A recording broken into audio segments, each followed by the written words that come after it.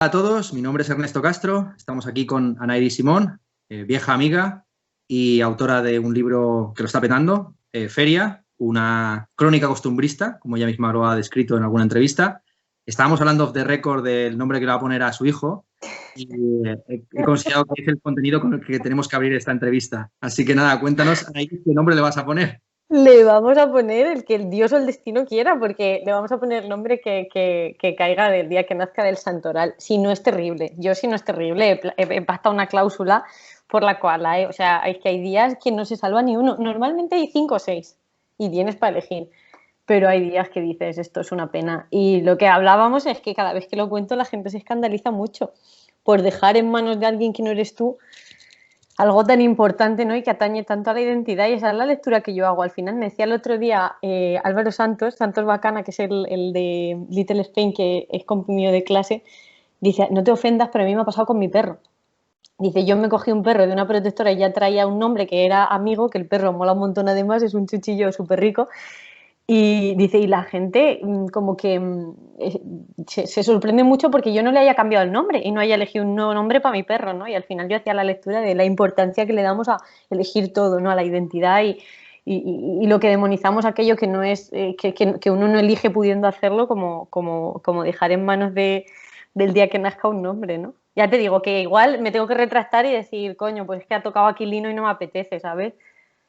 Eh, pues aquí ya ha salido un tema interesante, que es que tradicionalmente la identidad se consideraba algo dado y que era justamente pues, ese residuo que no se podía elegir y que eso era lo bonito de espacios públicos, pues como por ejemplo la escuela. Siempre se ha dicho que, bueno, dijo Masao, que uno es el lugar en el que estudió la secundaria. Y claro, la secundaria, por lo menos en los colegios públicos, en los institutos públicos, es un lugar en el que uno, sin quererlo, sin elegirlo, pues se cruza con gente de diverso sexo o diverso género, de diversa raza, de diversa religión, de diversa ideología. Y, y es esa, y algo parecido sucede con el caso de la nación, ¿no? Es decir, uno se ve obligado a vivir en la misma comunidad autónoma que otras personas que tienen otras opciones políticas. Y en principio la democracia es una forma de, manteniendo esas identidades, hacer una escenificación de una guerra civil incruenta, de tal forma que la gente se lleve bien después de las elecciones, pero parece que no está terminando de funcionar. Sí, ocurre también con la familia. Si es que esto tiene un poco relación con algunas cosas de las que hablo. Y a mí me pasaba, fíjate, a mí me pasaba de pequeña con la clase. Yo decía, cuando hablaba y oía hablar de orgullo de clase, ¿no? Yo al final crezco en oposición a un padre comunista. Entonces yo decía, pero coño, ¿cómo voy a estar cómo voy a tener orgullo de clase si yo no he elegido esto? A mí me ha venido dado, que es la misma inferencia por la cual podemos decir, pues ¿por qué voy a sentirme yo parte de una familia si yo no la he elegido tal cual? Y bueno, pues luego te haces mayor y dices, no, no me siento orgullosa obviamente de haber nacido con un padre cartero y un abuelo campesino, sino de todo lo que mi padre y mi abuelo y mi madre y mi abuela han tenido que luchar, ¿no? Para sacar adelante hijos, a pesar de ser clase obrera y no gracias a serlo. Pero yo tenía mucho conflicto con esto y con la nación lo mismo, con la patria lo mismo, ¿no? Al final yo creo que hay un rechazo casi por defecto a todo aquello que, no, que nos viene dado, ¿no? Y que no podemos elegir como es eso, como es la familia, a las comunidades más orgánicas, como es incluso el pueblo. Y yo creo que eso también es mucho en nuestra generación y de ahí, ahora supongo que hablaremos de ello, pues todas estas narrativas rurales que nacen del abrazo a lo que durante años o décadas hemos estado rechazando, que decir, coño, pues es que soy de provincias, como decía, me sorprendía mucho del documental de Umbral, que lo llamaban provincias. Cuando me vine de provincias, como si todo lo que me fuese Madrid fuese un páramo, ¿no? Y en cierta manera es que lo es, pero yo creo que es eso, y lo del nombre es súper anecdótico, y lo del el perro de Álvaro Santo lo mismo, pero tiene que ver con eso, ¿no? Con decir, joder, que no lo estás eligiendo, ¿no? O mi padre me ha dicho 1000 veces, ¿por qué voy a ser yo, por qué voy a estar orgulloso de ser español si es totalmente casual? Díaz Villanueva, charlando con Díaz Villanueva, decía, pero ¿cómo voy a estar yo orgulloso de España, los liberales, por supuesto, si poco más, o sea, nazco 800 kilómetros más arriba y nazco francés, o nazco 400 kilómetros más a un lado y nazco portugués? Aquí está un tema interesante que es, se considera normalmente que uno debe estar orgulloso de las cosas que hace, pero yo creo que el orgullo es malo por definición y ese libro maravillosamente titulado por Jane Austen, Orgullo y Prejuicio, donde muestra, pues, por un lado los prejuicios que tiene la masculinidad, una masculinidad en este caso aristocrática respecto a una chica de clase media, y a su vez el orgullo de lo femenino frente a estas pretensiones, ¿no?, de dominio, etcétera. Lo que yo os traigo en realidad ese título es que toda forma de orgullo es una forma de prejuicio. Y en concreto, esto yo lo conectaría con el oficio del escritor, ¿no? Porque se suele decir muy a menudo, ¿no?, estás orgulloso del libro que has escrito, y supongo que a ti te habrá pasado que, pasado el tiempo, el libro ya es un ente distinto a ti, que genera unos efectos inesperados.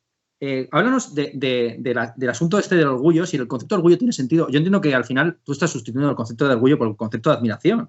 Uno, es decir, o sea, lo absurdo es, lo ridículo es la gente que se siente orgullosa de ser española porque en castellano escribió Cervantes, en plan, ¿tú qué tienes que ver con eso? O sea, orgulloso podría estar en todo caso Cervantes. Y lo que yo sostengo es que el oficio del escritor, y en realidad cualquier oficio que implique objetivarse en algo, implica también esa alienación de que ese objeto o esa cosa o esa actividad deja de pertenecerte y tiene su propia vida, ¿no? Igual que la gente, los padres que están orgullosos de sus hijos.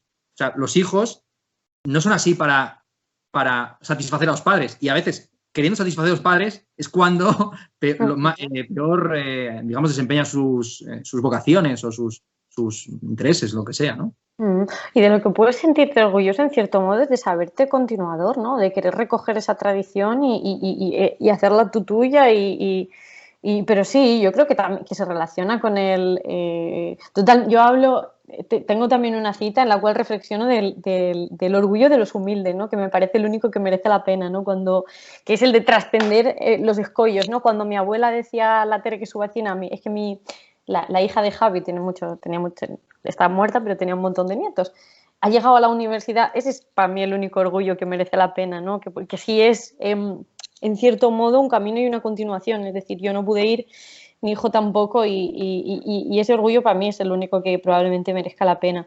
Pero sí, con las obras, yo creo que a mí también me ocurrió algo particular, ¿no? Porque yo no estoy escribiendo una autoficción ni siquiera, o sea, yo no me he inventado nada, lo único que he hecho es robarle a la realidad, robarle a mi familia su memoria y robar anécdotas. Entonces, es cierto que deja de ser tuyo, ¿no?, el libro, y tiene un montón de interpretaciones y tiene un montón de lecturas, y sobre todo cuando la mayoría de gente que me escribe hablándome de sus propias familias, de sus propios pueblos, pero sigue siendo mío porque cuando me escriben es que he llorado 2 veces y yo digo, joder, es que han llorado con el entierro de mi tío, con la muerte de mi abuela o con el nacimiento de mi hermano, ¿no? Entonces yo no tengo esa sensación, yo creo, tanto de distancia con la obra como suelen tener el resto de autores, porque y al contrario, cuando alguien la valora, está valorando a mi familia, no está valorando mi obra, y en ese sentido también es una creación colectiva, ¿no? Porque creo que muchas veces yo solo he hecho pues choricearle a mi familia como es y meterla en un tamiz que eran mis ojos, pero y en ese sentido es un poco una obra colectiva, ¿no? O sea, yo lo que he hecho es decir, mi padre era así con mi hermano cuando era pequeño, mi madre era así, y en ese sentido no tengo muchas veces noción de autoría, sino de haber plantado ahí a mi familia, casi como un reality. Obviamente no, porque estoy yo y hay unos sesgos y hay un tamiz, y eso era una de mis preocupaciones, ¿no? Al final, o sea, yo lo enfoco la realidad, sobre todo para con mi hermano, por ejemplo, con quien tengo enormes divergencias ideológicas y tal, haber plasmado mi realidad a través de un tamiz que eran mis ojos, mi realidad familiar. Pero en ese sentido yo creo que para mí ha sido un poco como una obra no colectiva porque la he escrito yo, pero sí que esa percepción no creo que sea la misma que si hubiese escrito otro libro que hablase de cualquier otra cosa o en el que me hubiese inventado algo. Y aquí entra una cuestión interesante que es el tema del derecho a autor y del derecho a poseer determinadas frases o ideas que expresamos, ¿no?, a través del lenguaje. En una entrevista que te hicieron en Tendencias, que no sabía ni siquiera que existía el medio. Pues es un medio súper leído, por lo visto. Pues te preguntaban por lo políticamente incorrecto y tú saliste por una buena tangente diciendo esto, que para ti lo políticamente incorrecto es robarle a tus familiares ideas. ¿Cómo ves la cuestión de si hay que pedir permiso o perdón a la hora de escribir? ¿Tú cómo escribiste el libro? Que te quería preguntar por esto. ¿Fue un encargo? ¿Fue algo que tú ya ibas escribiendo de antemano? ¿Tú le pediste permiso? Yo sé que le mandaste el manuscrito a algunos familiares para que le echaran un vistazo, pero ¿llegaste a pedirle permiso a determinadas personas para que aparecieran con su nombre o sin su nombre? En fin, ¿cómo ves este asunto de, al final, que es la idea de derecho a autor expandido a las personas que tienen autoría sobre Frases orales, claro. Totalmente, y sobre situaciones y sobre pensamientos, ¿eh? El libro fue un encargo. Yo estaba en Vice, que fue a través de donde nos conocimos, y Gonzalo Herrera, editor de Vice, al que también conociste, siempre me animaba. Yo no contaba casi, nunca había contado que mis abuelos eran feriantes, ¿no? Y a él se lo conté. Y me decía siempre, tienes que escribirlo, tienes que escribirlo. Y se fue de vacaciones, le traicioné totalmente y lo escribí y fue bien en redes sociales, ¿no? Al final es un tema pintón y hablaba de cómo había sido ser feriante para mi madre y mis tíos, ¿no? En los 80, cuando en las ferias había enanos recortadores, animales y conciertos de camarón y las fotos eran muy bonitas, además, y vistas ahora con el tiempo, pues formaban parte de una estética que tú como experto en estética también, está ahora muy de actualidad, que es la de resignificar lo cañí, lo casposo, etcétera. Y fue bien y llegó a manos de Círculo de Tiza, de Círculo de Tiza, que es una editorial que además solo saca libros relacionados con el periodismo literario. Y me encarga un libro que hable sobre mi familia feriante y sobre los feriantes en España, etcétera. En la escritura, que yo escribía los fines de semana solo, porque tenía que trabajar entre semana, muere mi abuela paterna, que no pertenecía a la familia feriante, sino a la de mi padre, que era de tradición comunista y tal, y muere mi tío. Y el libro se transforma en otra cosa, porque al final me doy cuenta de que ese estilo de vida también está muriendo, esa familia con un montón o esos debates con mi padre, ¿no? Tienen más sentido que nunca, una familia con una jerarquía muy fuerte, extensa, en el sentido en el que seguimos relacionándonos mucho, primos, vecinos, etcétera, que es la familia, lo dice Félix Rodrigo Mora, también no habla de cómo la pérdida de la familia extensa para las clases populares significó un atraso total y el encosatamiento en la familia nuclear, también se estaba perdiendo. Y fíjate que casi ha trascendido más del libro, ¿no? Esa parte, o la gente se ha visto, yo creo, mucho más identificada en la familia de mi padre, obviamente, que en la familia de mi madre, que eran feriantes con una vida pintoresca, que obviamente es muy bonita de leer, pero no te recuerda a tu abuela, no te recuerda a tu... Y así surgió. Y sobre robarle al mundo, pues yo tuve mucho morro. Tuve muchos debates con mi padre, ¿no? Claro, porque al final era como reescribir los recuerdos de mis primos. Tengo 18 primos, todos estuvimos en el entierro de mi abuela. Y yo pensaba, coño, es que al escribir el entierro de mi abuela, o lo que era ella para mí, o mis propios gestos de complicidad con ella, que no eran los mismos que tenían mis primos, ni mi hermana, ni mi padre, estoy reescribiendo sus recuerdos, ¿no? Obviamente yo no pensaba que lo fuese a leer tanta gente, pero mi preocupación era solo reescribir los recuerdos de mi propia familia. Pero mi hermano, que es un santo, me decía siempre, cuando haces algo desde el amor, no. Y mi padre sí que le mandé un trozo a mi padre en el que hablaba de la muerte de mi tío, que fue muy ridícula, mezclando elegía con agua fuerte, y me dijo, me puso una pega, me dijo, es que las has plasmado como muy poco heroico. Y yo le dije, coño, papá, ¿cómo voy a plasmar como una muerte heroica que alguien se intoxique con esto? Y yo creo que a él le habría gustado, ¿no? Incluso que le dijese que menudo tío tonto y todas esas cosas. Pero sí que tuve un conflicto, más que con robarles y con que no fuese mío propio, porque es que mío propio no hay casi nada, con reescribir sus propios recuerdos, sus vivencias. O mi hermano también nunca ha visto a mis padres juntos, porque se separaron cuando él nació. Y yo pensaba mucho, hostia, es que Javi va a saber cómo eran mis padres cuando estaban juntos a través de esto. Y ahí sí que tuve un poco de conflicto, pero nada más. Ya. Hay algo homérico, si no heroico, en tu obra, que es que efectivamente partes de una realidad oral y la traspasas a la escritura, como bien dices, por tu tamiz. De hecho, siempre está el debate de si Homero es una persona o son varias, porque el estilo de la Ilíada y el de la Odisea son completamente distintos, hay distintos valores, etc. Yo he tenido algunos debates con Luna Miguel, a quien también conoces, sobre el estilo, que es, yo creo, lo que engancha del libro al final. Es un estilo oral, evidentemente, y que puede ser en ocasiones leído como un estilo infantil, y claro, evidentemente estás tú contando anécdotas en las que tú tenías 7 años o 11 años, pero también tiene un toque de esa oralidad de la tercera edad, porque yo le decía, yo pensaba, un niño no se acuerda de todos los nombres y de las fechas y de los datos y cómo está. Es un libro que al mismo tiempo es muy oral y es muy fluido y tiene los típicos errores y las redundancias. Se licenció en historia porque le gustaba la historia, ¿no? Este tipo de cosas, que es también muy homérico de nuevo. Sí. Pero entonces la pregunta que te quisiera hacer es, ¿el estilo? ¿En qué momento, o sea, te salió naturalmente así? ¿Lo trabajaste? ¿Qué autores te inspiraron? En fin, cuéntanos cómo determinaste este estilo y si está más atravesado por la mirada infantil o por la mirada digamos, de la vejez. También tenía mucho debate con esto, ¿eh? Casi más que con robarle a mi familia, que fue algo que solucioné de un plumazo en cuanto mi hermano y mi padre me dijeron, mira, lo vas a hacer desde el cariño, no te preocupes.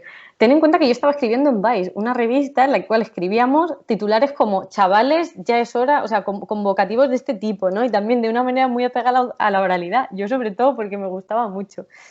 Y también cuando me pongo a escribirlo desde el punto de vista que trasciende, ¿no?, la historia de mi familia feriante y una narración más periodística de este tipo y con saltos en el tiempo en los que hablo de mi infancia y hablo de ahora, me doy cuenta de que yo sigo siendo la misma niña estomagante y provocadora a la que quieres dar 2 hostias de vez en cuando, pero que a la vez soy muy cursi, porque era lo que pues esto es un relato que tiene mucho de oralidad y de que te recuerda la forma de narrar de tu abuela con anacolutos totales, con frases que no tienen ningún sentido. La correctora lo sufrió muchísimo. Imagínate, María, que es una santa, que es Amancia Ortera, que también tú la conoces, que tiene sus camisetas, pero lo sufrí un montón por las comas, porque yo decidía pasarme por el forro de los cojones todo y reproducir el lenguaje oral, porque también consideraba que no tenía sentido hacerlo de otra manera, ¿no? Al final eran reflexiones mías de niña estomagante que tengo mientras me ducho, mientras lavo los platos, sobre temas de actualidad o situaciones que atañen y que atañen a gente que habla así, ¿no? Y al deje de mi abuelo. No era tanto forzar el meter un dialecto como una forma de hablar, ¿no? Y hacerlo muy apegado a la oralidad. Pero sí que tenía la duda de cómo encajar un estilo muy cursi, ¿no?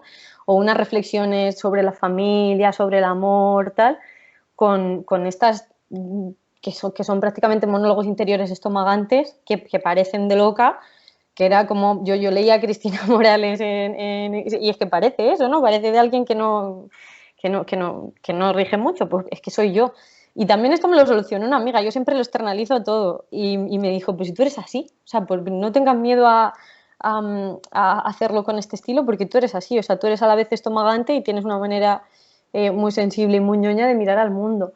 Y en cuanto a autores, es que no pensé no pensé en el estilo. Yo soy un desastre escribiendo. La gente piensa que hay unos procesos creativos tremendos y lo que yo hice fue coger un cuaderno en el que tengo reescrito el índice 12 veces, ni siquiera. O sea, sí que al final, que claro, luego desvelan los entresijos de cómo has escrito y pierde todo el lado romántico. El título del libro era el que venía en el contrato. O sea, luego, claro, la explicación que le di yo, que le encontré yo, tenía sentido, ¿no? Y era de cómo la feria había dejado de tener sentido, tal cual. Y los capítulos parece que están agrupados con un sentido concreto, pero en realidad yo lo fui escribiendo y luego dije, coño, aquí has escrito sobre el padre, aquí sobre la madre, aquí sobre la patria, aquí sobre la masculinidad, aquí sobre la feminidad, y ya lo fui agrupando, pero no había ni una estructura, ni una preocupación estilística, ni nada. O sea, me fue surgiendo conforme lo iba escribiendo. Y no había, o sea, obviamente, y me han sacado un montón de... Yo creo que eso se hace a posteriori, ¿no? Que tú escribes y luego a posteriori se dedican a analizarlo y tú aprendes de ello, ¿no? Y dices, coño, pues claro que me recuerda a quien sea, ¿no? Es que me han hecho un montón de símiles que hasta me dan vergüenza. Unos me dan rabia y otros vergüenza, pero... ¿Cuál es el que más rabia te da? ¿Cuál es el que más rabia me da? Me da... No, con Deliver me decían y era como, si es que no tengo nada que ver, ¿no?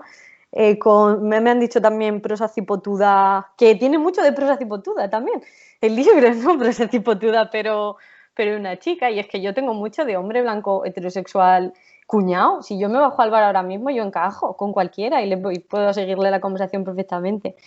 Pero eso, sí, eso es lo que más así, el de la prosa cipotuda, supongo.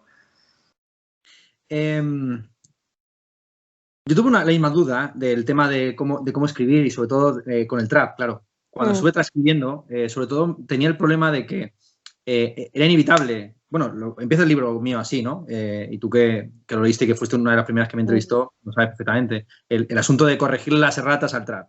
Y que el propio texto era un texto corrector, de alguna forma, ¿no? Hacer una filosofía del trap ya era tradicional, el espíritu del trap y tal. Y el problema que yo tenía era que claro, si a John Beef no le ponía sus anacolutos y sus expresiones reducidas y granadinas y tal, pues no era John Beef. Pero debería hacer lo mismo con Broncano, que tiene un acento pero menos fuerte de Jaén. Entonces, claro, había un problema que era ¿qué cojones es el castellano normativo? Total. Supongo que habrás estado leyendo, con esto vamos a entrar en un tema más genérico, que es cómo ves tú la literatura neorrural, que curiosamente se ha convertido en una punta de vanguardia y experimentación con el lenguaje. Porque claro, tenemos un libro como Panza de burro, que no sé si ha habido, pero bueno, sí, me encanta. O sea, ha habido un...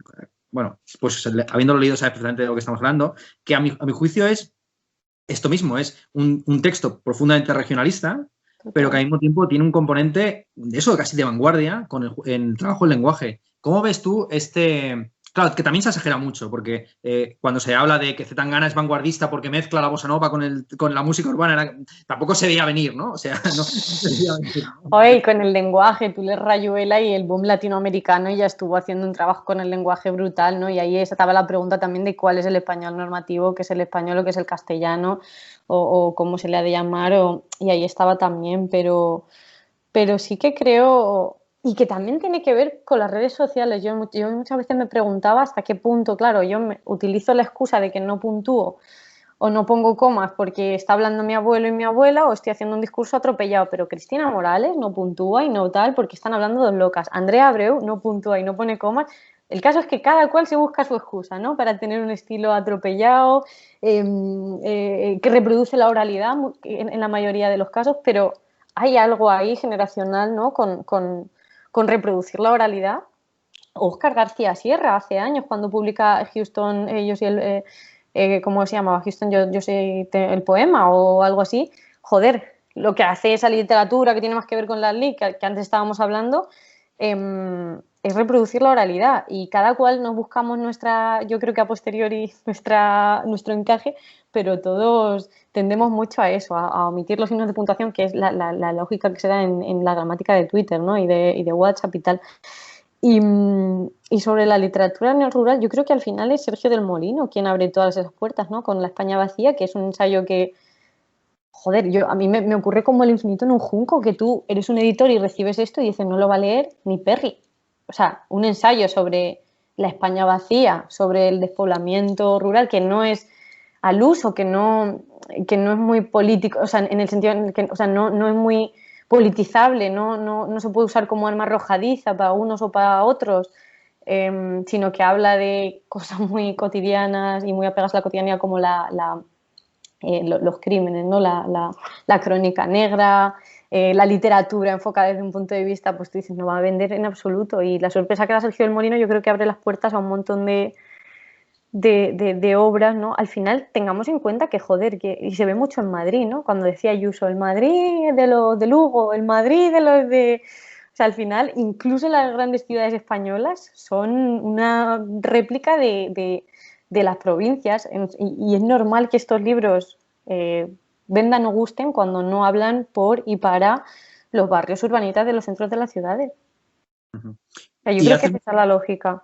Sí, sí, no, y hace muy bien también señalando ejemplos de poesía. Sí, efectivamente el poemario se titulaba Houston, yo soy el problema. Me volví loco antes de la pandemia y después todavía más, pero justo antes con el tema de la métrica. Empecé a estudiar, a analizar la métrica de los poetas actuales y me daba cuenta que incluso los poetas normativos que ganan premios de poesía en Hiperión o en Visor, donde se valora bastante que uno escriba un endecasílabo con acento en sexta, escribían de vez en cuando versos dodecasílabos sin hemistiquio.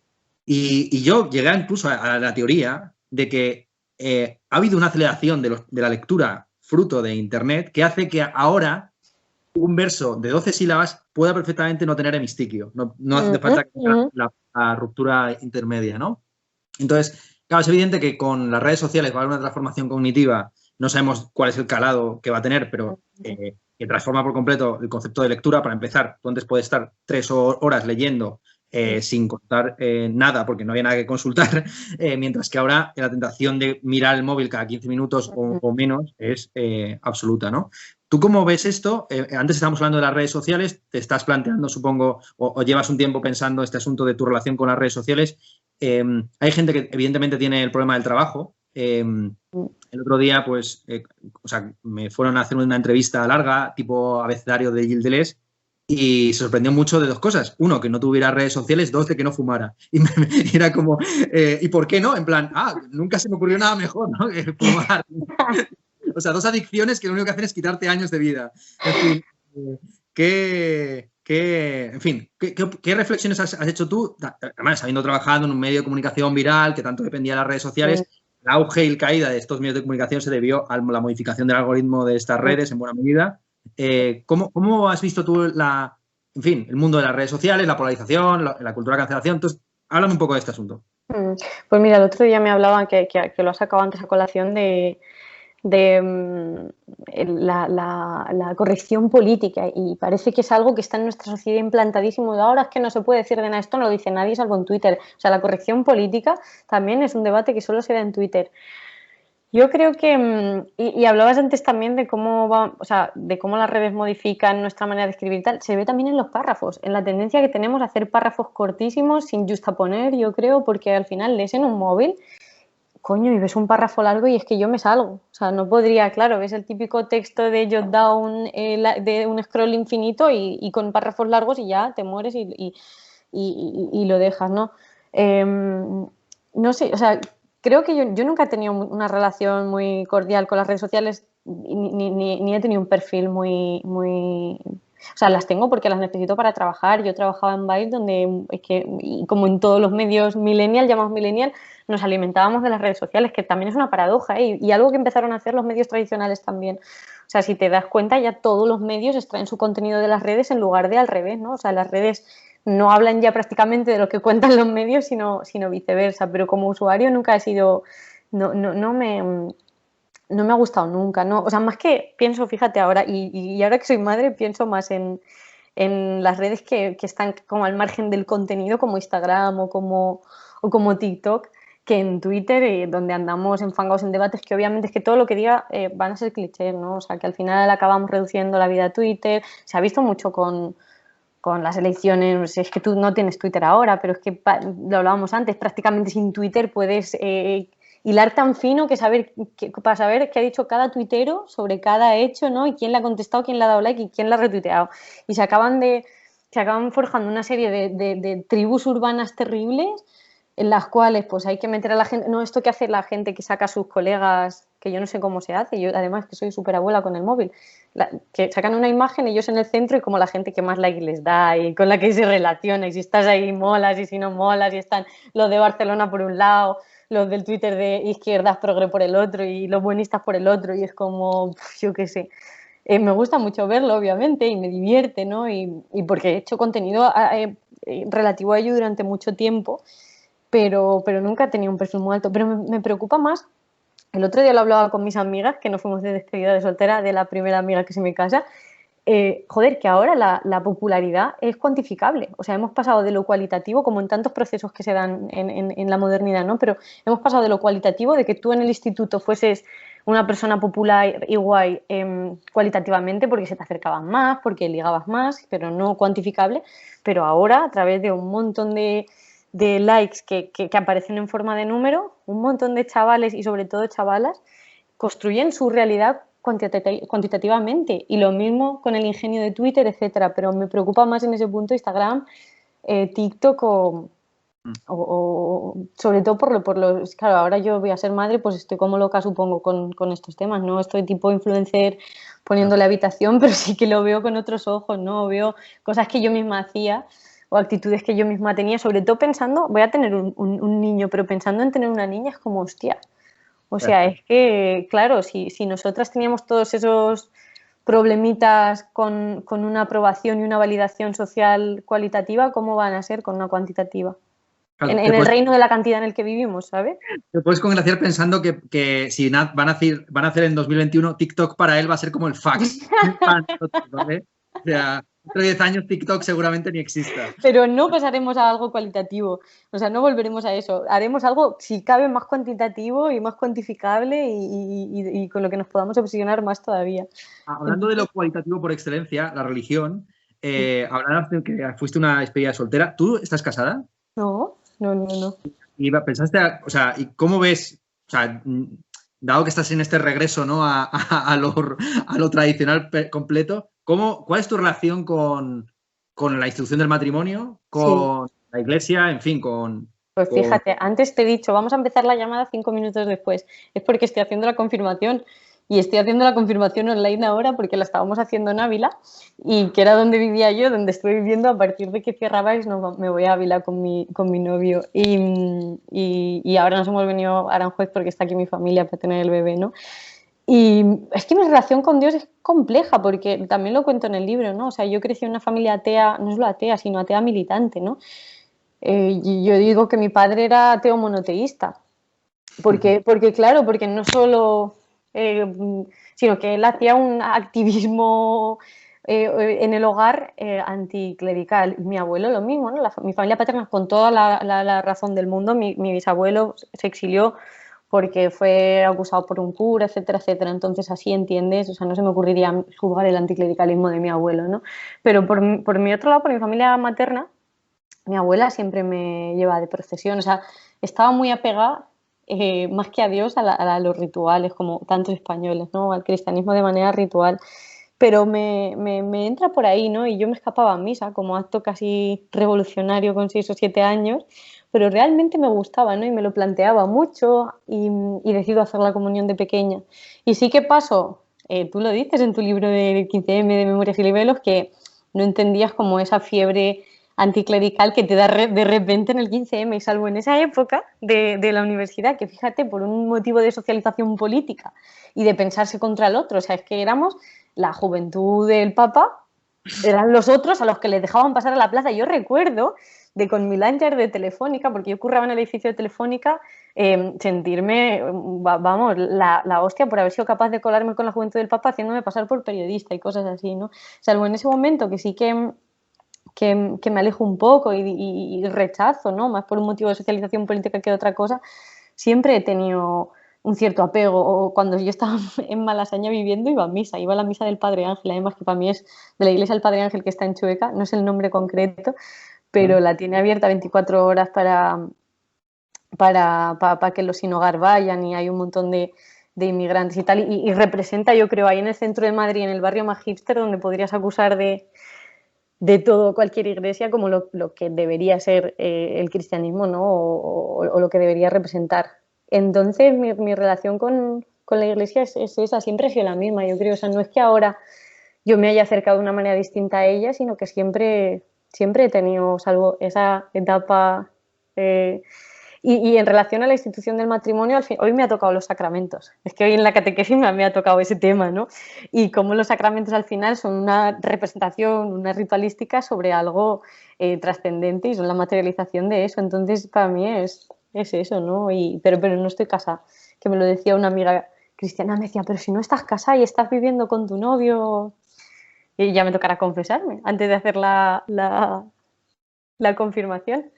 Pero sí que ha habido siempre en mí como ese afán como de trascendencia y que tiene relación con el cristianismo, porque al final es lo que mamó en casa desde pequeña, tanto a la contra como...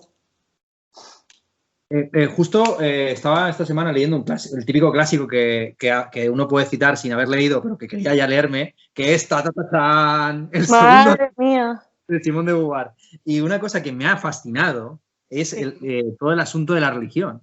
Porque claro, en el análisis histórico que hace Simone de Beauvoir, claro, ella hace una historia de las mujeres vinculada primero con la idea de propiedad, y muestra muy bien cómo los primeros debates protofeministas surgen en relación al sacramento del matrimonio, justamente. Mira, a finales del medievo, cuando se quiere ya convertir en algo verdaderamente normativo la abstinencia sexual de los curas, los primeros textos de la ciudad de las mujeres, etcétera, son, y de los primeros textos misóginos y al contrario, ¿no? Defensores de la mujer, pues todos tratan acerca de si el matrimonio, por entrar en contacto con la mujer, es corruptor o no, ¿no? Entonces, una cosa que me fascina del segundo sexo, como digo, es cómo Simone de Beauvoir al final dice que la psicología de las mujeres tiene dos notas aparentemente contradictorias, que es el narcisismo y el masoquismo, que tienen su máxima expresión en la mística.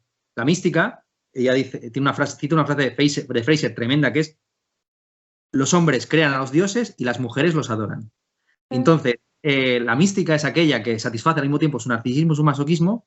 Narcisismo, Dios me ha elegido a mí; masoquismo, Dios exige de mí mi sacrificio. Y da un dato brutal, que es de 340 mártires en la iglesia, tan solo 70 son hombres. Hostia. Y entonces, ¿qué opinas tú de la reivindicación de la genealogía femenina en la literatura y en las artes, que inevitablemente tiene que pasar por este legado contradictorio? Totalmente. ¿No? Es decir, al final Santa Teresa de Jesús, pues un referente que se reivindica constantemente. En fin, ¿qué relación tienes tú con este asunto? Todas de la iglesia, sí. El tema del feminismo, yo no quiero preguntarte si eres feminista o no, porque me da exactamente igual. O sea, esto es una pregunta muy de... Pero a mí solo me lo han hecho una vez, que me decían el otro día, esa pregunta que te hacen tanto, digo, solo me lo han preguntado una vez, ya ha pasado de moda, yo creo, ya ha dejado de dar clics y ya no lo pregunta nadie. Pues yo lo vamos a volver a reactivar. Entonces, pero vamos, ¿cuál dirías que, o sea, cómo te relacionas tú con toda esta industria editorial que se ha construido, donde evidentemente al calor de darle oportunidades a escritoras jóvenes, pues también se está reivindicando, recuperando un cierto legado, en fin, ¿cuáles serían los pros y los contras de esta industria editorial en la que tú también ahora estás participando?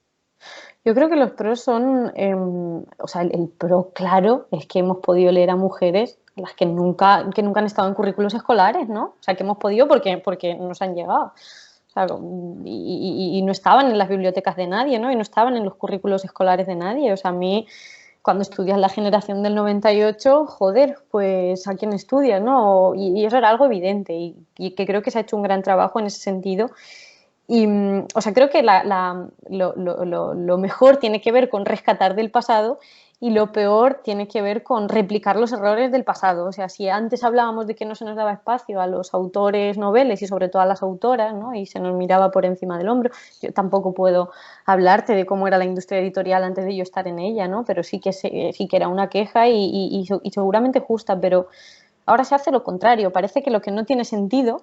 Y en ese sentido, por ejemplo, libros como que yo siempre hablo de este libro, que es está en el libro de los milagros de Manuel Astur, que está en esta senda neorrural y es un libro maravilloso. Yo creo que se le presta poca atención porque no luce hacerle una entrevista a un cuarentón blanco que no tiene ninguna cosa ni ningún rasgo de identidad mercantilizable, ¿no? O sea, yo creo que la contrapartida es replicar los errores del pasado, pero al revés, ¿no? O sea, primar que por una cuestión identitaria ahora, que no tiene que ver con la moral, o sí tiene que ver con la moral, ojo, porque estábamos hablando de antes de cómo por una cuestión moral no se nos hacía caso a nosotras o por considerarnos X o Y, y ahora ocurre justo lo contrario, ¿no? Que parece que al varón blanco heterosexual mayor de X años no hay que escuchar. Yo lo pienso, si a autoras de mi generación, del 91 para arriba, puedes decir una lista larguísima. Y si seguramente le preguntas a mucha gente, te sepa decir una lista. Pero autores no hay tantos. O sea, no hay tantos, o sea, hay un montón de autoras que están constantemente en medios, pero no hay autores, si lo piensas. O, por ejemplo, sacaban en las librerías independientes, cuando me dieron un premio, destacaban como obras literarias todas de mujeres. Nadie protesta en ese sentido, no por las cuotas. Y yo creo que la contrapartida es esa, ¿no? Y da pena. Hace poco teníamos un debate sobre el humor machuno. Y yo decía, ¿pero qué es machuno? O sea, que tienen connotaciones, no, broncano. Broncano, pues es machuno porque es un hombre que juega a la Play, que seguramente te sepa decir la alineación de cada partido de la liga. Y esto, pues no nos gusta, ¿no? Y ahora hay que hacer humor. El que ayer era de cojones y que las mujeres no podíamos, teníamos los pies más pequeños para acercarnos al fregadero, pues ahora hay que hacer humor sobre el Satisfyer y obviamente es un cliché lo que estoy diciendo y obviamente ocurre solo en el mainstream, pero es que también Arévalo era solo el mainstream, ¿no? Y me parece que la contrapartida también se ve, por ejemplo, en el humor, ¿no? En cancelar a Broncano porque no me hace gracia sus chistes sobre la Play y sin embargo que todo el mundo tenga que reírse sobre mis chistes de lo hincha que tengo la tripa con las reglas solo porque nunca se han hecho y yo creo que serán yo siempre digo que serán los chistes de Arévalo y Bertín, ¿no? Y que serán igual de cuñados. En varias ocasiones estuvimos hablando de la envidia que nos generaba el debate que se articuló en la música urbana sobre la pertinencia o no de publicar en determinados medios o con determinados sellos. La famosa polémica entre Zetangana y Young Beef, que sería impensable en el ámbito literario porque prácticamente el 99% de los escritores, si les ofrecen publicar con las dos grandes empresas multinacionales Penguin Random House y Planeta firmarán seguro. Tú acabas de publicar tu primer libro, que ha sido un exitazo, en esta editorial, que es una editorial pequeña, alternativa, y como bien dices, está especializada en este género que tú practicas. Supongo que te habrán llegado ofertas de otras corporaciones, otras editoriales. Y, en fin, habla un poco de si crees, de si tú afrontas tu carrera, tu posible carrera futura como escritora o como periodista, que ya llevas varios años con ello, desde un punto de vista de los principios o desde el punto de vista puramente crematístico de, en fin, si yo puedo vivir con el adelanto que me da Planeta, no me voy a quedar publicando con Círculo de Tiza que me da 500 euros por el manuscrito. ¿Cómo ves esto? Crematístico es por Zetangana, lo has acuñado tú el término. No, pero pega, ¿eh? La crema, no es la crema. Cremata, es una expresión que viene del griego, pero bueno, podría ser. Está bien traído. No me lo he planteado, pero porque no me planteo escribir nada. Ahora todo el rato me preguntan, bueno, ¿y lo próximo qué? ¿Y lo próximo qué? Yo no me sé inventar cosas. No sé, o sea, no tengo... Mi padre siempre me lo dice. Mi hermano, que estudia Ciencias y Lenguas de la Antigüedad, le encantan la Grecia, Roma, y se inventaba de pequeñas civilizaciones, idiomas, tal. Yo no me he inventado nada nunca, porque no tengo esa capacidad y vivo muy apegada a la afuera, a la realidad, a los debates que hay en Twitter que hablábamos antes. Entonces yo creo que tengo que vivir primero para afrontar, pero yo creo que claro, y de esto no me daba cuenta cuando hablábamos de la envidia que nos daba el debate sobre los traperos, que uno tiene que comer al final, o sea, y comer de vender libros, tú lo sabes, y yo lo sé y todos lo sabemos, es tremendamente difícil, ¿no? El otro día me ponía uno en Twitter, normal que Trapiello, yo no lo sabía que se autoeditaba, no sé, ¿era Trapiello? Sí, yo creo que era Trapiello. Se autoedita que los diarios, quizás, porque él tiene... Yo creo que sí, las sonatas estas. El Salón de Caminos de Pasos Perdidos, ¿no? Eso es. Salón de Pasos Perdidos, que son un montón de diarios. Probablemente sea eso lo que se autoedita, ¿no? Y al final, joder, ves que vivir de ser... Se invierte mucho tiempo. Yo escribía el libro a fondo perdido. Yo decía, bueno, pues me ganaré, pues eso, los 1.000 euros del adelanto, lo leerá mi familia, se pondrán súper contentos y no contaba con que me generase un rédito, un dinero, eso, y es una tragedia, ¿no? Escribir y trabajar durante 1 año, 2 años, tardé yo, porque solo podía hacerlo los fines de semana. Y claro, ahí está la pregunta y la cuestión de quién puede escribir. O sea, al final, si tú eliges seguir tus principios y no publicar en Penguin, en Planeta, y seguir publicando en Círculo de Tiza, que es precioso, porque al final acaba siendo como una gran familia, que obviamente a mí me ha ido bien, y estoy súper feliz, ¿no? Pero está la cuestión de eso, de quién puede escribir libros o cómo se puede hacer, porque tienes que buscarte tu trabajo, no puedes hacerlo, si no lo haces en grandes editoriales que te dan un adelanto de 20.000 euros o de 30.000 euros o de lo que sea, que casi nadie te lo va a dar seguramente, no puedes dedicarte a esto o tienes que dedicarte a esto haciéndote un Walden como Beatriz Montañez, ¿no? Y probablemente ni con esas te dé. Entonces entra en juego ahí el choque entre la cuestión de clase y la cuestión moral, ¿no? Y la exigencia a todos los autores de lo mismo cuando obviamente pues las cuestiones materiales condicionan tanto que condicionan incluso la capacidad de ser coherente con la ideología de uno. Claro, más en tu caso yo creo que también se aplica a los medios con los que colaboras. Tú estuviste en Telva, luego estuviste en Vice. A mí cuando me dicen, es que estás de guionista en Place, qué dictadura progre, ayer me lo preguntó Lenore. Tiene su cajón de preguntas incómodas, que yo digo que se las inventa. Es como, Lenore, sabemos todos que no te hace falta un cajón de preguntas incómodas que las haces igual. Y me decía, ¿no te han dicho nunca esto, tal? Yo creo que igual que de los periodistas se espera que seamos seres que no comen y no tienen que pagar facturas, ¿no? O que pagan en likes, o yo no sé, y que tenga que haber un paralelismo total entre tu ideología y la ideología del medio para el cual escribes. Yo he escrito para el Opus Dei, en el caso de Telva, es una revista fundada por el Opus Dei y estaba allí trabajando años, y para Soros, porque a mí sí me daba la paga, ¿no? O sea, Soros tenía gran parte de Vice en bolsa, entonces... Y ahora estoy trabajando para Place, que es uno de los programas que son constantemente acusados, ¿no?, de dictadura progre en Twitter, etcétera, etcétera.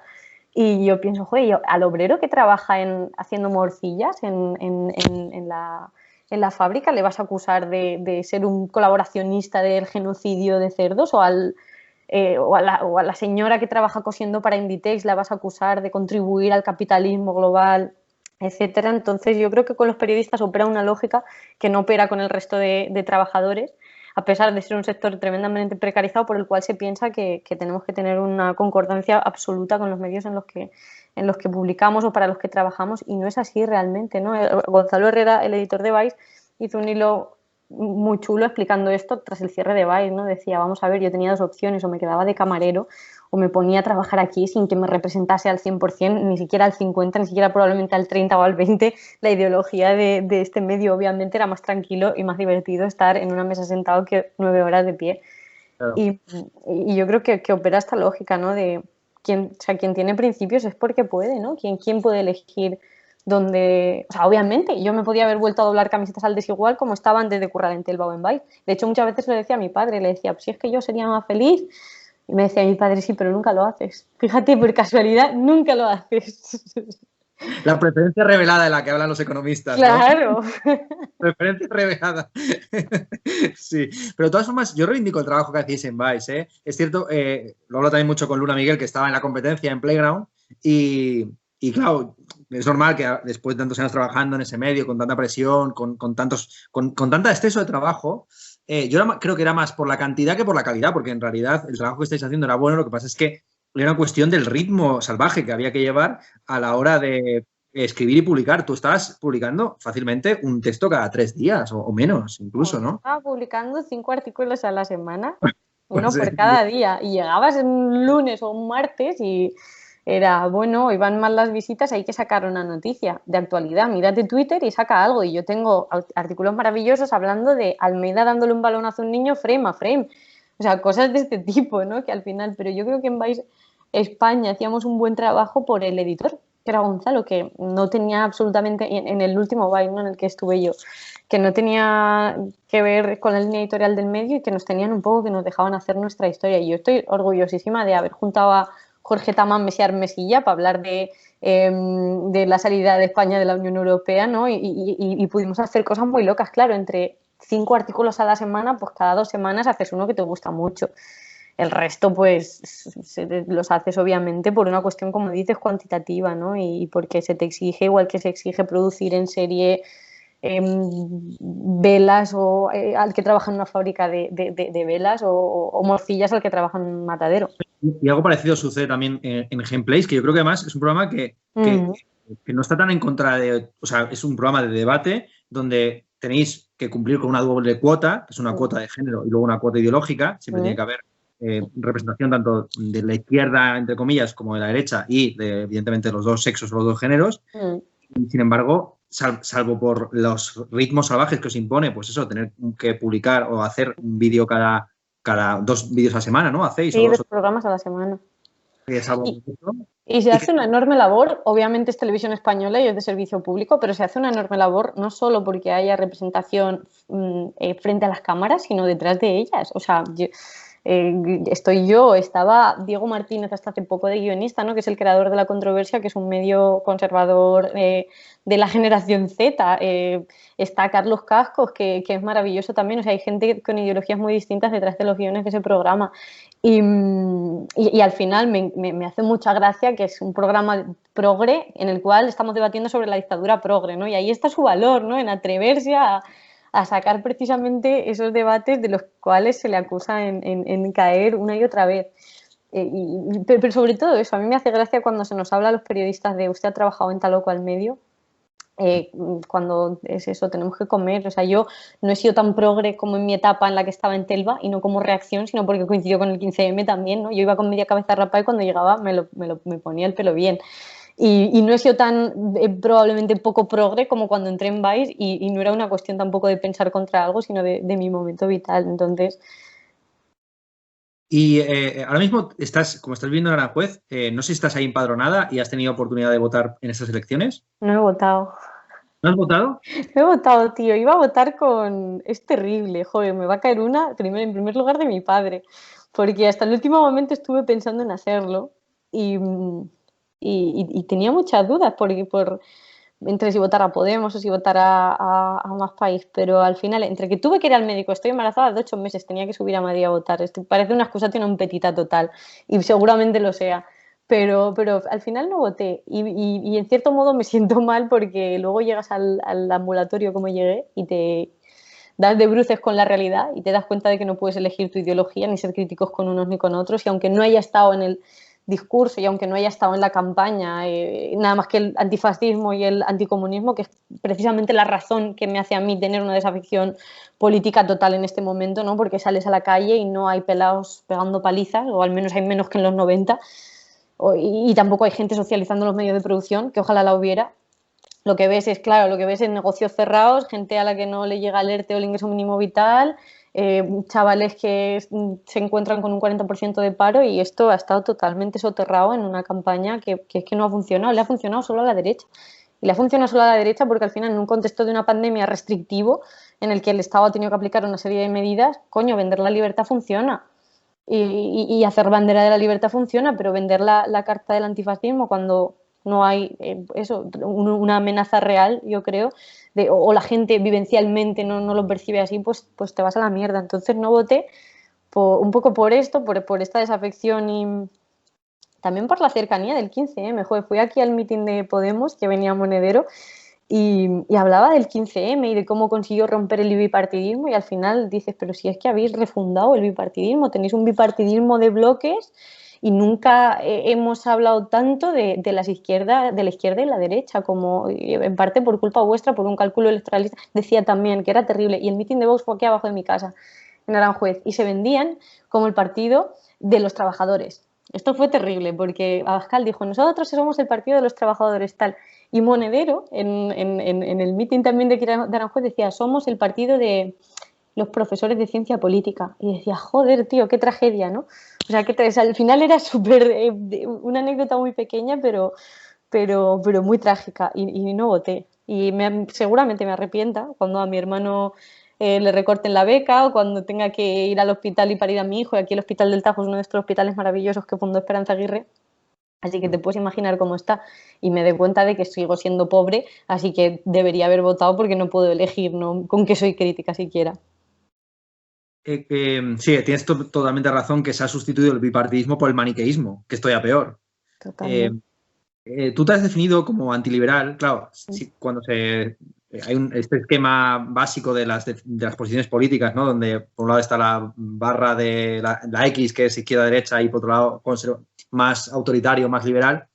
Claro, hay dos tipos bastante distintos de antiliberalismo. Un antiliberalismo más comunista, realmente, o socialdemócrata extremo, radical, y hay un antiliberalismo tradicionalista carlista en última instancia, ¿no?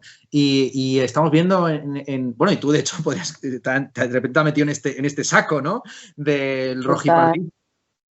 Y se están cebando mucho contigo por este asunto, pero ¿cuál es la alternativa? O sea, ¿existe algún partido que represente el antiliberalismo para ti? Porque decías que ibas a votar a Podemos o Más Madrid, pero yo no conozco, o sea, el partido liberal, tanto lo cultural como económico, más fuerte, Más Madrid. los que se pensaban, era Más Madrid, claramente. Totalmente. Es la encarnación de eso. Pues por eso estaba como cuando voté a Zapatero la primera vez que voté. La primera vez que voté por unas europeas, no voté a Zapatero, claro, no he pero voté al PSOE, entonces sabía que iba a votar o al liberalismo de Más Madrid o a Podemos, que con quienes sentía una profunda decepción, ¿no? Pero yo creo que no hay un partido ahora mismo en España, ¿no?, que represente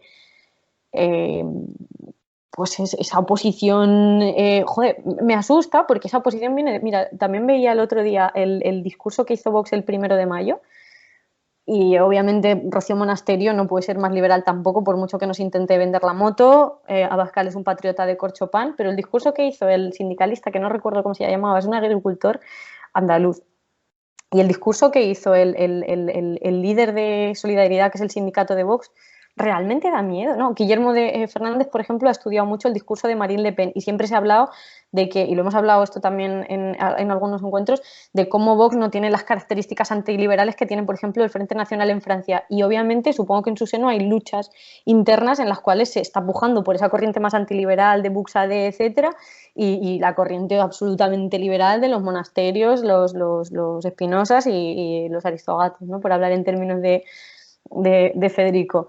Pero me parece eso, me parece trágico que sea un partido liberal, neocon como Vox el que hable de cuestionar la Unión Europea y que lo haga sobre todo en un lenguaje que no apele a los universitarios. O sea, yo creo que la gente está harta de que le hablen en universitario y de... Y que lo hagan esos términos y me parece peligrosísimo, joder, y a tener en cuenta. Entonces, no creo que haya ahora mismo un partido en España. No sé si hay una corriente. A mí cuando la gente le tiene tanto miedo al rojipardismo, cuando me dice, no, es que esta, me decía el otro día uno en Twitter, es la más peligrosa de los rojipardos. Y yo decía, y luego me acusaba de que era neofalangista. Yo hice tangana por sacar caramelos respiral y cañas en vaso, o sea, cafés en vaso de caña. Claro, al final, no sé quién decía lo de que el fascismo es la estetización de la política y el comunismo es la politización de la estética, algo así. Sí, bueno, el final de la obra de arte en la época de su reproductividad técnica. Eso es. Pero la tesis suya es que frente a la estetización de la política, claro, la estetización de la política, claro, lo que entendía Walter Benjamin por estetización de la política eran Leni Riefenstahl, ¿no? Claro. O sea, convertir la política en marcos militares y tal. Él hablaba del arte político, el arte comprometido. Y efectivamente, de acuerdo en que de lo que están hartos buena parte de los votantes es que, en fin, de los performances, ¿no? Del Museo Reina Sofía. Totalmente, y de que, pues eso, de que no se hable de ellos. Pero se me ha ido el hilo con todo esto. No creo que haya un partido en España, ¿no? Y no sé si surgirá, o sea, no sé si surgirá realmente una alternativa que tenga un gran apoyo. O sea, eso, si tanto miedo les dan los rojipardos, coño, quizás que a su alrededor ven que el señor normal, incluso el PSOE, si es que el PSOE en España es un partido en sí mismo ya, se habla mucho de la bandera, ¿no? Y del errejonismo, sacará la bandera, sacará a España en su nombre, coño, el PSOE ya lo tiene. El PSOE saca unas banderas de tamaño, Pedro Sánchez lleva la bandera, la rojigualda en la mascarilla, se llama obrero español, aunque no sea ni una cosa ni la otra, como siempre le dicen. Entonces, y es el marco. En España el PSOE State of Mind, como dicen muchos, ¿no? Es que es el marco, ¿no? Y ya existe el marco rojipardo en España, en cierto modo, y es un PSOE, claro, que obviamente también es liberal a rabiar. Entonces, no sé si surgirá dentro de poco alguna alternativa. Yo creo que debería, ¿no? Que al final, eso, 10 años después del 15M y con un bipartidismo de bloques cada vez más férreo, se está hablando mucho de las alternativas regionalistas, ¿no? Y creo que también tendrá que ver con eso, la política antiliberal del mañana, no sé. El régimen del 68 es justamente eso, o sea, al final es vaciar el concepto de la nación española. Exacto. Y intentar crear focos de identidad en torno a las comunidades autónomas. Algunas lo han conseguido de manera más exitosa, las otras han gastado un dineral en crear museos de arte contemporáneo, de arte clásico en Valladolid, en Toledo, donde sea, e intentando reconstruir como una especie de micronación que no sé si termina de funcionar. Porque claro, el problema que tiene, o sea, la cuestión es, ¿el antiliberalismo cultural qué es exactamente? Porque me parece que el liberalismo ha llegado hasta el punto a convertirse en un sentido común de época. Parece muy difícil no ser liberal. O sea, es imposible. Es que es imposible. Sí. Y ahí es donde Oye, ¿cómo terminó? O sea, además, el ejemplo del PSOE es muy, muy significativo. Acuérdate cómo terminó el debate comunitaristas liberales en filosofía en los años 90. Terminó con la idea de que la mejor forma de ser comunitarista en Estados Unidos era apoyar el liberalismo, que era la comunidad, la tradición justamente de Estados Unidos. Pero claro, como ha habido una yanquificación del mundo, pues también ahora en España coño, ya llevamos 40 años de régimen del 78, que es más de lo que han durado muchos regímenes en España. O sea, cuando se habla siempre de la inestable o de lo contradictorio que es la Constitución española, ha dado uno de los periodos más largos y todavía que va a seguir dándolo, ¿no? Totalmente. Y yo hablaba el otro día con mi madre cuando ella es podemita convencida y una señora que comparte todo el rato publicaciones de seguidores de Julio Anguita y de Emilio Delgado, le gusta mucho también, de Más País y tal.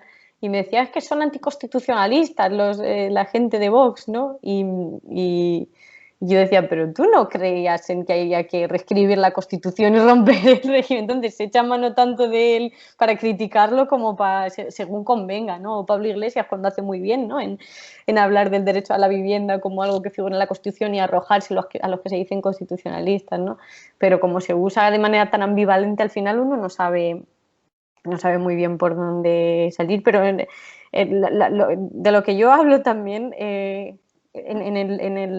cuando hablo de antiliberalismo no es solo como modelo económico, sino también, y yo soy súper calvinista, yo soy súper moralista y peco mucho de eso, ¿no? De cómo lo aplicamos a nuestra realidad, de cómo vivencialmente, no hablo de consumir o no Coca-Cola, ¿no? Sino de cómo lo aplicamos a nuestro día a día, a nuestras relaciones sociales, a nuestra manera de ver el mundo. Al final, nuestra generación, y siempre lo digo en cada entrevista, ha hecho muy bien en señalar las consecuencias materiales del liberalismo, pero no podemos ser más liberales en todo lo que no atañe a la economía. Y esa es, ¿no?, la paradoja. O sea, todo el mundo, Villanueva y una persona de Podemos no pueden estar más de acuerdo, por ejemplo, en la cuestión territorial o en que ser español es coyuntural o en un montón de cuestiones que atañen seguramente a la familia. Entonces, es paradójico cómo se establecen esas pinzas porque, claro, criticar un modelo económico parece que está desligado de criticar el modelo antropológico que propone y que impone. Claro, lo que te dirían los verdaderos tradicionalistas es que, por ejemplo, el calvinismo es una herejía moderna para empezar. Totalmente, porque calvinista en el sentido de rigorista extrema, por ejemplo, me criticaron un montón, qué risa por eso, por hablar de cómo nos infantilizábamos en un artículo que publiqué en Televisión Española y cómo las habitaciones de los youtubers y su estética reflejaba su ética liberal y su manera de ser eternamente jóvenes. Entonces, en ese sentido en el que lo llevo todo a las gilipolleces, por eso digo que yo soy un cuñado, en realidad no soy calvinista, soy un cuñado más que otra cosa. Pero creo que eso, que no nos planteamos en ningún momento la manera en la que nosotros reproducimos esas lógicas más allá de lo material. Bueno, pues te hace una pregunta muy habitual, pero que yo creo que está bien, que es ¿qué te gustaría que te preguntaran pero no te han preguntado en toda esta ronda, supongo, un poco abusiva de promoción de tu libro? Pues fíjate, lo de Place, pero me lo ha preguntado ayer Lenore y hoy me lo has preguntado tú. Estaba esperando esa pregunta todo el rato, porque como al final lo que hablabas tú, ¿no? Cómo un libro deja de ser tuyo y obviamente a mí ni me molesta ni me sorprende que se haya hecho una lectura política del libro porque la tiene y porque mi manera de mirar al mundo es esa, ¿no? Y hay un claro enfoque o una clara lectura política, pero se ha hecho tantas veces esa lectura que yo decía, coño, como nadie se da cuenta de que en la biografía pone dónde trabajo y me dice, oye, esa pregunta la estaba esperando y no me la hacían hasta ayer. Y no recuerdo, no hay más. Me hicieron el test de Proust y me pareció súper difícil. Si es que yo no pienso, claro, como he estado tanto tiempo en el otro lado y haciendo entrevistas, yo creo que soy una pésima entrevista porque al final voy un poco a la loca, pero también me sé todos los trucos. Entonces, no te sabría decir. Yo creo que me han preguntado todo. ¿Eres feminista? Que también me lo han preguntado una sola vez. Y por mi ideología, no me han preguntado mucho tampoco, y eso sí que me sorprendió. O sea, nadie me ha preguntado, defínete ideológicamente en un diagrama de Nolan, solo una vez también. También era algo muy evidente, ¿no? Y de preguntar. Sí, y hablemos por último al miedo infundado en el out of context. Tú cuentas cómo al publicar el libro, pues de lo que más tenías miedo era de que sacaran de contexto ciertas afirmaciones de tus padres, de tus abuelos, etcétera.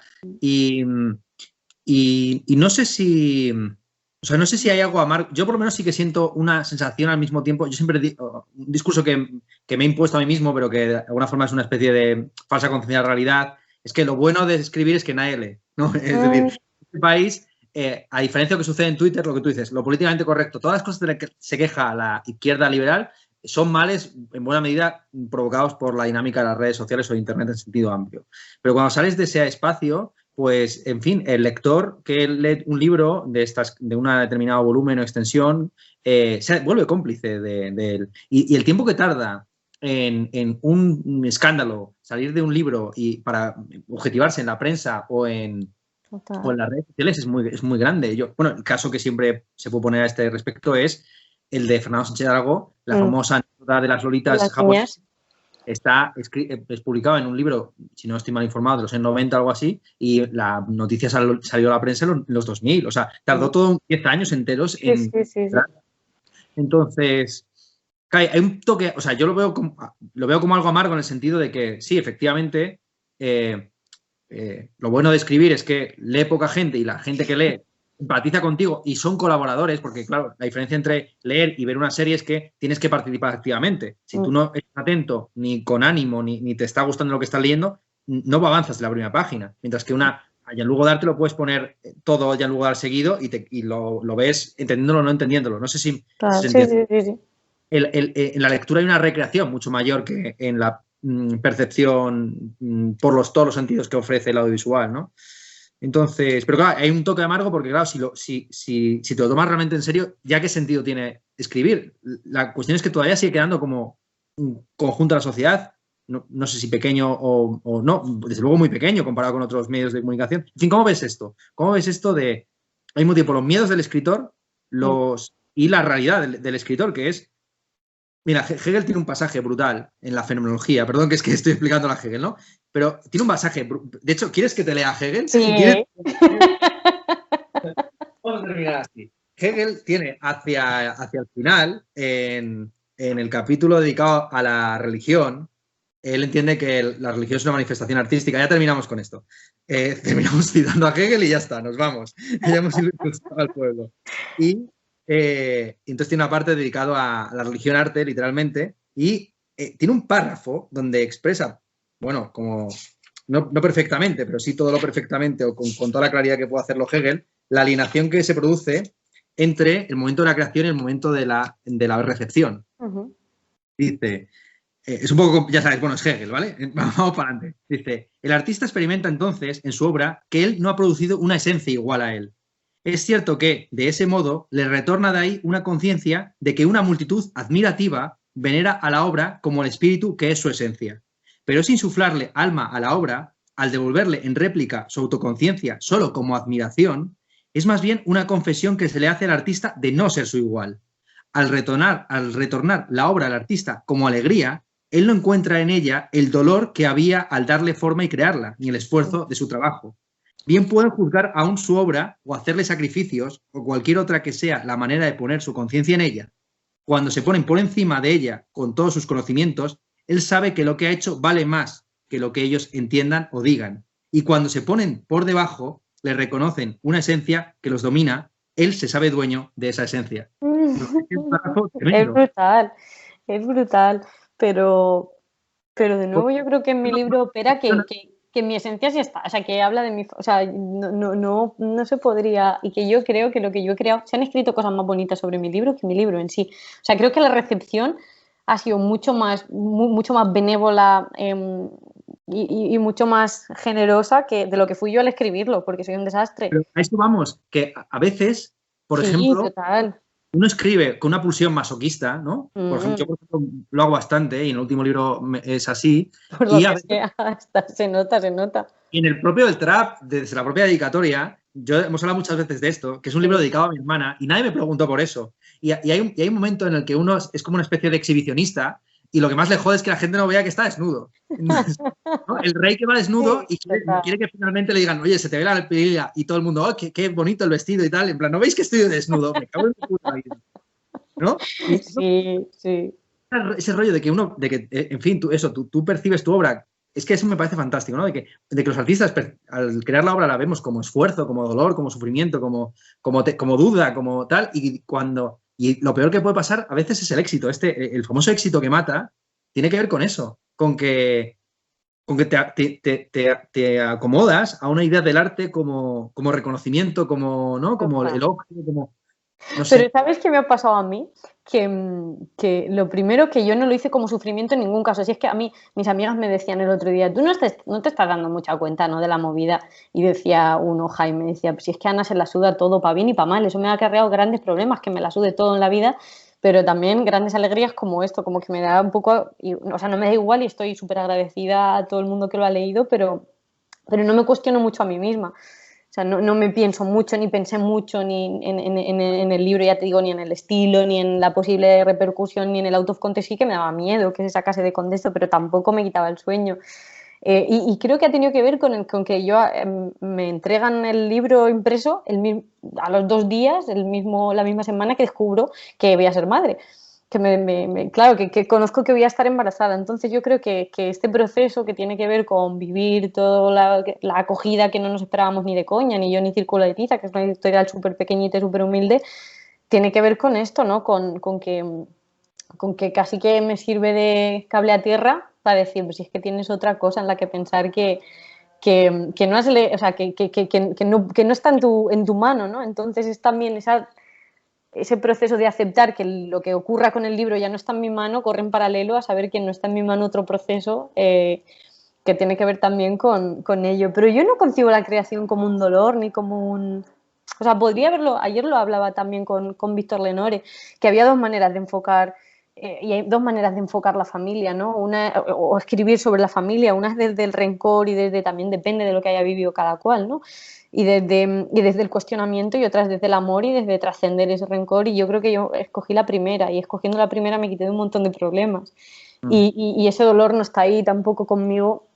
Entonces no está mucho esa sensación de decir, joder, no os des cuenta de todo lo que me ha costado y lo veis con admiración cuando... O sea, yo lo que digo es, lo veis con admiración cuando en realidad es una filfa. El otro día me decía mi padre, la que has liado, y yo, ya, pero yo qué coño iba a saber. O sea, yo que si estaba escribiendo en mi casa de Malasaña y decía, madrecita, ¿cómo saquen esto en Twitter? Pero no. ¿Confinamiento? O sea, ¿en qué meses estuviste escribiendo? O sea, ¿fue antes o durante el confinamiento? Fue mucho antes. Es que yo realmente me lo encargan en 2019 y se muere mi abuela en medio y dejo de escribir porque al final, a partir de ahí, o sea, es que es un poco al final el germen del libro y el proceso que vivo yo de decir qué coño hago aquí y a quién estoy sirviendo y a qué estoy dedicando mi tiempo.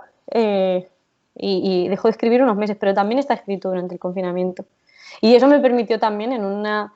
Y quizá hay algo también de romantización, se me acusa mucho de romantizar a la familia tal, en el hecho de que esté escrito en estos meses, ¿no? Al final el contexto importa y la última parte estaba escrita lejos de mi familia, con esa incertidumbre tremenda y era lo que me permitía estar un poco con ellos.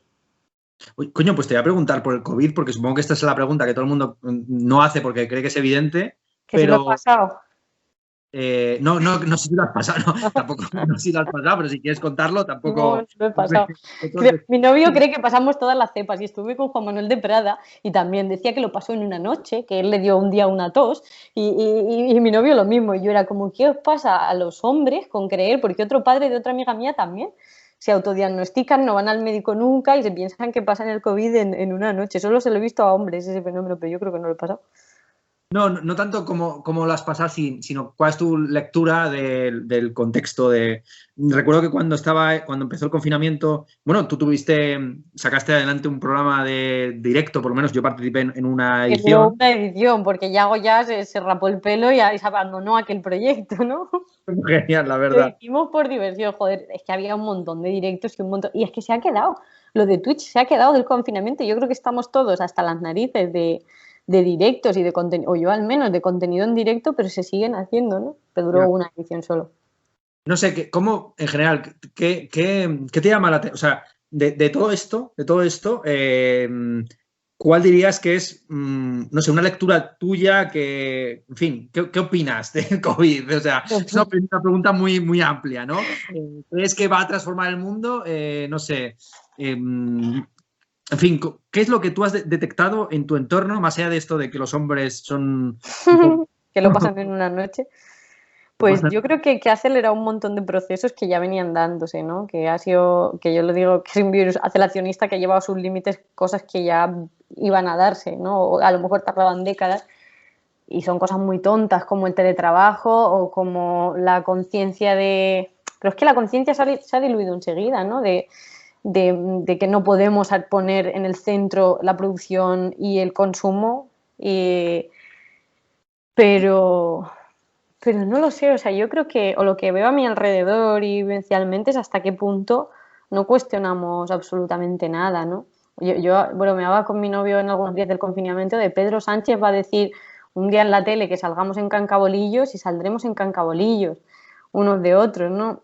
O sea, no sé, el otro día una amiga mía en la despedida de soltera se montaba en el coche y se ponía la mascarilla. Y dice, es que la tenemos que llevar. Y yo, coño, pero si venimos de estar en una casa a las 5 juntas, ahora te montas en el coche. O sea, yo creo que es un poco, o sea, eso es lo que más me llama la atención. Y mi padre me critica muchísimo por ello también. Mi padre siempre me decía, tú es que eres demasiado anarquista para ser comunista. Y con eso me dice negacionista cada vez que le digo, pero si es que vamos los dos solos por la calle, papá, tal. Yo creo que un poco eso, lo poco que nos cuestionamos. Obviamente en este contexto es normal y es natural y están en riesgo las vidas de la gente, pero eso es. Y luego cómo ha acelerado procesos que ya venían, o realidades, o cómo ha puesto de relieve realidades como pues eso, el globalismo, ¿no? Que parece que uno dice esto y ya va a comprar el pack completo de los chemtrails y todo, pero como en una sociedad global, pues un virus es global, una crisis es global y todo proceso es global y no depende la capacidad de decisión de los Estados-nación en ningún caso, sino de organismos supranacionales, que nos está volviendo a ocurrir, ¿no? Con los fondos de la Unión Europea, etcétera. Vale, última pregunta for real sobre el tema de la maternidad. Vamos a terminar donde empezamos. Supongo que habrás tenido la tentación, incluso lo habrás llevado a práctica, acercarte a toda esta literatura tan abundante que hay sobre las maternidades, las subversivas, las no subversivas, el dónde está mi tribu y todo este tipo de asuntos, Sí. que has sacado en claro. Pues es que ya te digo que yo no me van a dar el título de la madre del año ni de coña, pero es que no me van a dar el título de nada. O sea, pienso muy poco y reflexiono muy poco en los procesos. Entonces, solo me he leído ¿Dónde está mi tribu? De Cadena del Olmo. Me gustó mucho. Y va un poco en la línea que hablábamos antes, ¿no? De la distancia entre la familia extensa y la nuclear. Y otro libro de una portada terrible que te lo voy a sacar, que me recomendó Soto Ibas, me dijo, porque también acaba de ser padre, y me dijo, es un libro terrible, pero porque la portada de todos los libros mainstream de madres. Espérate. Ay, no lo tengo ahora. Cago en la leche, lo habré dejado por ahí. Y también Irene y el aire, de Alberto Olmos. O sea, yo voy y leo a Alberto Olmos para hablar de maternidad cuando muchas mujeres le han criticado por ponerse el de protagonista hablando del parto de su mujer. Y me pareció un libro precioso. Pero solo he leído eso. No le doy mucha importancia. O sea, no me obsesiono nada con los procesos. Y supongo que cuando nazca diré, me cago en la puta, no me he leído nada sobre el método Waldorf y sobre educación alternativa, pero bueno. Y me encantó la lectura de Cadena del Olmo de la maternidad, pero es que no puedo compararla con nada. Bueno, pues nada, muchas gracias, Ana Iris. Despedimos aquí a los oyentes, a los espectadores. Aquí seguiremos nosotros un ratito más, off the record, comentando jugadas. Muchas gracias a ti. Chao.